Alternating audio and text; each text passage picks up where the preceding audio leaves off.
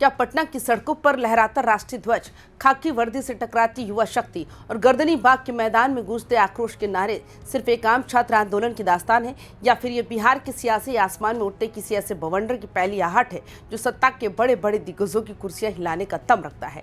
जब देश की सबसे प्रतिष्ठित परीक्षाओं की तैयारी करने वाले युवा हाथ में पीएचडी की भारी भरकम डिग्रियां थामे पटना की सड़कों पर लाठियां खाने के लिए मजबूर हो जाए, तो सवाल सिर्फ कुछ खाली नौकरियों या भर्तियों के विज्ञापन का नहीं रह जाता। सवाल उठता है, क्या बिहार की प्रशासनिक व्यवस्था का इकबाल खत्म हो चुका है? और उससे भी बड़ा सवाल, क्या शिक्षा महकमे की कमान संभाल रहे मंत्रियों के पास युवाओं की इस उबलते गुस्से का कोई जवाब बचा है?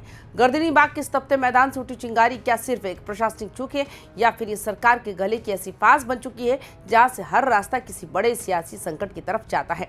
नमस्कार, आप देख रहे हैं वाइब्रेंट बिहार झारखंड। मैं हूं आपके साथ मुदिता त्रिपाठी। पटना का गर्दनी बाग इलाका इस वक्त सिर्फ एक आम धरना स्थल नहीं रह गया, ये एक ऐसा ज्वालामुखी बन चुका है जिसके केंद्र में लाखों अभ्यर्थियों के बरसों का त्याग, उनकी रातों की नींद और उनके परिवारों की उम्मीदें खोल रही हैं। 70वीं बीपीएससी परीक्षा को लेकर जिस तरह की अनिश्चितता का माहौल बना हुआ है और जिस तरह टीआरई 4 के अभ्यर्थी पारदर्शी तरीके से एकल परीक्षा आयोजित करने की मांग को लेकर अड़े हुए हैं, उसने राज्य की समूची प्रशासनिक व्यवस्था को कटघरे में खड़ा कर दिया है। लेकिन इस बार के आंदोलन में जो सबसे अलग और चौंकाने वाली बात यह है, वो है अभ्यर्थियों के गुस्से का सीधा रूप। इस पूरे घमासान में सबसे ज्यादा किसी की घेराबंदी हो रही है तो वो है राज्य के शिक्षा मंत्री मिथिलेश तिवारी। आंदोलनकारी युवाओं के निशाने पर सीधे तौर पर शिक्षा मंत्री आ चुके हैं। परीक्षाओं की तारीखों में बार बार होने वाले फेरबदल, पेपर लीक का साया, सीटों में कटौती और पारदर्शी चयन प्रणाली का पूरी तरह गायब होना, इन तमाम नाकामियों का ठिकरा अब सीधे मिथिलेश तिवारी के सिर पर फोड़ा जा रहा है। गर्दनी बाग के मन से अब सिर्फ मांगे नहीं रखी जा रही, बल्कि शिक्षा मंत्री के सीधे इस्तीफे के नारे गूंज रहे हैं। युवाओं का साफ तौर पर मानना है कि जिस महकमे की जिम्मेदारी राज्य के शैक्षणिक भविष्य को संवारने की थी, वो महकमा आज परीक्षाओं के सुचारू संचालन में भी पूरी तरह असहाय नजर आ रहा है। जब किसी राज्य का युवा अपने शिक्षा मंत्री की क्षमता और मंशा पर ही सवाल उठाने लगे, तो ये मान लेना चाहिए कि प्रशासनिक साख का संकट बेहद गहरा हो चुका है। जब जनाक्रोश की आंच शिक्षा विभाग के दफ्तरों से निकलकर सड़कों पर आ जाए, तो राजनीति का इससे अछूता रहना नामुमकिन है। गर्दनी बाग के इस तपते माहौल ने बिहार के विपक्ष को एक ऐसा हथियार थमा दिया है जिसकी काट ढूंढना सत्ता पक्ष के लिए दिन ब दिन भारी पड़ता जा रहा है। विपक्ष के प्रमुख चेहरे तेजस्वी यादव का सीधे आंदोलन के केंद्र में पहुंचना, अभ्यर्थियों के साथ जमीन पर बैठना और उनके दर्द को सुनना इस पूरे मामले को एक नया और बेहद खतरनाक सियासी मोड़ दे देता है।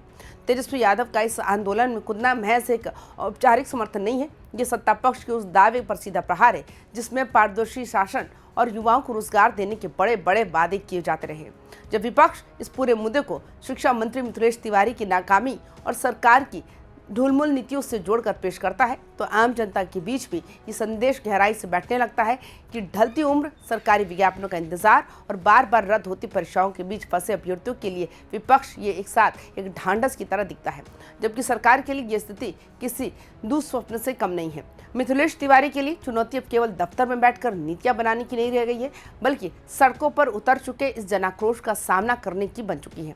लेकिन गर्दनी बाग का ये संग्राम सिर्फ बीपीएससी या शिक्षक अभ्यर्थियों तक सीमित नहीं है। इस पूरे घटनाक्रम का सबसे दुखद और गंभीर पहलू वो है जहां राज्य की सबसे उच्च शिक्षा खुद अपने अस्तित्व की भीख मांगती नजर आ रही है।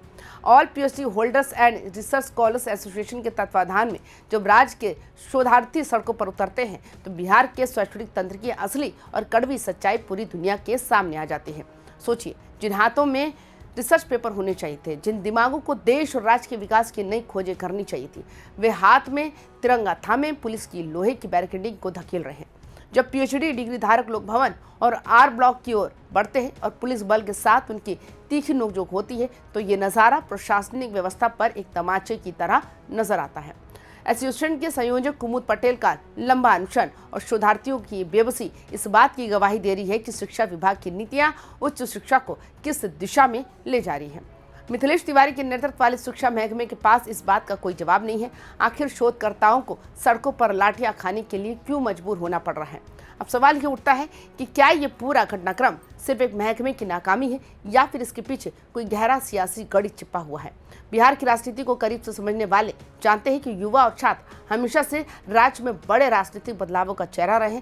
जब जब बिहार का युवा वर्ग इस तरह गोलबंद होकर सड़कों पर उतरता है, तब सत्ता के गलियारों में तख्ता पलट की आहटें सुनाई दी हैं। शिक्षा मंत्री मिथिलेश तिवारी का इस पूरे मुद्दे पर घिरना केवल एक व्यक्ति का संकट नहीं है, ये पूरी सरकार के उस रिपोर्ट कार्ड पर सवाल खड़ा करता है जिसे विकास और सुशासन के नाम पर जनता के सामने पेश किया जाता है। क्या शिक्षा मंत्री इस चौतरफा दबाव के आगे झुकते हुए इस्तीफा देंगे? क्या सरकार अभ्यर्थियों की मांगों को मानकर पीपीएससी और टीआरई 4 जैसे परीक्षाओं की साख बहाल कर पाएगी, या फिर ये प्रशासनिक अड़ियल रवैया जो है बिहार के युवाओं के इस गुस्से को एक ऐसे बारूद में बदल देगा जो आने वाले चुनावों में पूरी की पूरी सरकार को उखाड़ फेंके? सोचने वाली बात यह है कि जब राज्य का सबसे पढ़ा लिखा तबका रिसर्च स्कॉलर से लेकर बीपीएससी के अभ्यर्थी तक एक सुर में ये कहने लगे कि उनका भरोसा व्यवस्था से उठ चुका है, तो क्या कोई भी सत्ता खुद को सुरक्षित मान सकती है? गर्दनी बाग की ये गूंज सिर्फ पटना की हवाओं में तैरता एक शोर नहीं है, ये उस भावी सियासत का खाका है जो बिहार के आने वाले कल को तय करने जा रही है। अब देखना ये होगा कि हुक्मरान वक्त रहते इस जनसैलाब के नब्ज पहचानते हैं या फिर इतिहास एक बार फिर दोहराया जाएगा। आपकी क्या राय है? आप हमें अपनी राय कमेंट बॉक्स में जरूर साझा करें। तमाम खबरों के लिए देखते रहिए YBN बिहार झारखंड। नमस्कार।